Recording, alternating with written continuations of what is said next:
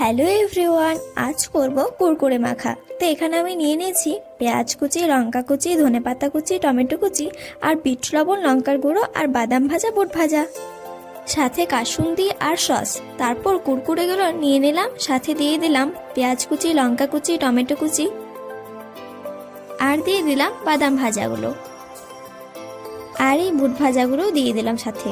তারপর দিয়ে দিলাম বিট লবণ আর দিয়ে দিলাম লঙ্কার গুঁড়ো। তারপর ওপর থেকে একটু কাসুন্দিটাও ছড়িয়ে দিলাম আর দিয়ে দিলাম এই সসটা। দেখো দেখতে কত কালারফুল লাগছে, কত সুন্দর লাগছে। তোমরা এভাবে বাড়িতে বানিও। তারপর ওপর থেকে দিয়ে দিলাম ধনেপাতা কুচি। আমার এখানে সবকিছুই দেয়া কমপ্লিট। চলো এবার ভালো করে মাখা যাক। ব্যাস হয়ে গেল আমাদের কুরকুরে মাখা। তোমরা এভাবে বাড়িতে